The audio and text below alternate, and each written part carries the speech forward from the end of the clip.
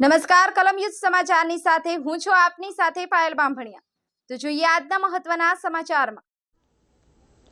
ઝઘડિયા 4 રસ્તા ખાતે ખરાબ રસ્તાનું સમારકામ ગામના યુવાનોએ કરી અનોખો વિરોધ નોંધાવ્યો। રોજિંદી હજારો માલવાહક ટ્રકો અહીંથી પસાર થતી હોય રસ્તો બેહાલ બન્યો છે। ઝઘડિયા તાલુકામાંથી પસાર થતા અને રાજપીપળા અંકલેશ્વર અને ભરૂચ વાલિયા નેત્રંગને જોડતા તમામ રાજ્ય ધોરીમાર્ગો તથા સરદાર પ્રતિમા ધોરીમાર્ગ અને ગામડાઓને જોડતા તમામ રસ્તાઓ બેહાલ બન્યા છે। તંત્ર દ્વારા ખાડાઓ પૂરવાની કામગીરી કરવામાં આવે છે, પરંતુ ભારે વાહન અને ઓવરલોડ વાહનોને કારણે જેસે તેની પરિસ્થિતિ ઊભી થાય છે અને સમારકામ પાછળ ખર્ચેલા સરકાર લાખો રૂપિયા વેડફાઈ રહ્યા છે। આજરોજ ઝઘડિયા ગામના યુવાનોએ રોડ રસ્તા બેહાલ બાબતે અનોખો વિરોધ નોંધાવ્યો હતો। યુવાનોએ જાતે ધોરીમાર્ગ પાવડા ત્રિકમ લાવી ખાડાઓ પૂરી તંત્રની આંખો ખોલવાનો પ્રયત્ન કર્યો હતો। યુવાનોએ જણાવ્યું હતું કે ઝઘડિયા તાલુકામાંથી અખૂટ ખનિજ સંપત્તિ ખનન થઈ રહી છે અને તેનો મોટો લાભ રોયલ્ટી રૂપે સરકારને પણ થઈ રહ્યો છે। તેમ છતાં ઝઘડિયા તાલુકામાંથી પસાર થતા સરદાર પ્રતિમા ધોરીમાર્ગ ઉપરાંતના માર્ગો બતાવતા બાબતે અને તેના સમારકામ બાબતે તંત્ર ઉદાસીન રહ્યું છે, જે સાંખી લેવાય નહીં। જો એક અઠવાડિયામાં આ રસ્તાઓ ક્વોલિટી મુજબ સમારકામ નહીં કરવામાં આવે તો રસ્તા રોકો આંદોલન કરવામાં આવશે તેવી ચીમકી ઉચ્ચારી હતી। સફીક બાપુ, કલમ યુદ્ધ સમાચાર, આમોદ।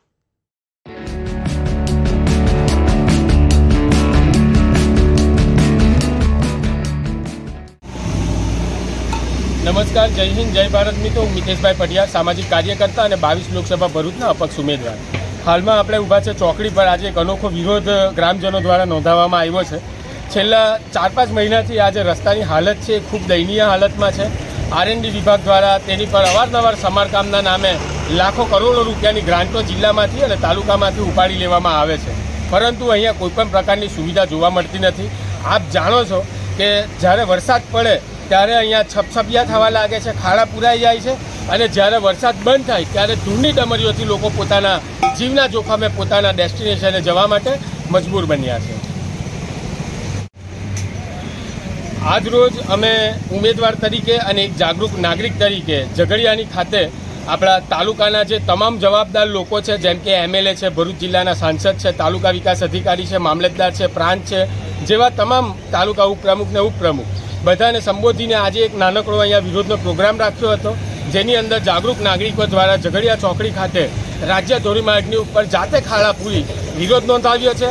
અને જો આવનાર 7 દિવસની અંદર આ વસ્તુનું કોઈ નિરાકરણ કે સમાધાન ના આવે તો અમે આંદોલનની પણ ચીમકી આજ રોજ અમે મીડિયાના માધ્યમથી ઉચ્ચારીએ છીએ। નમસ્કાર, હું વૈભવ વસાવા, સામાજિક કાર્યકર્તા।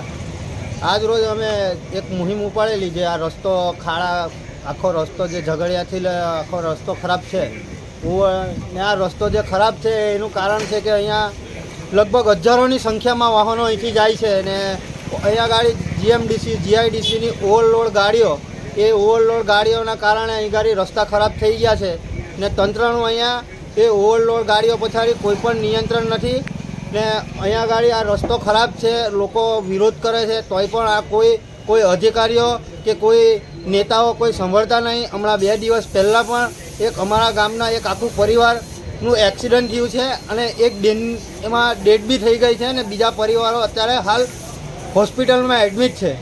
આવા અમે કહેવા માંગીએ છીએ તંત્ર અને સરકારને, જો અઠવાડિયામાં આ રસ્તો જો નહીં બને તો અમે આ રસ્તો બંધ કરી દઈશું। એ તમામ જવાબદારી સરકારની અને તંત્રની રહેશે। જય હિન્દ, જય ભારત।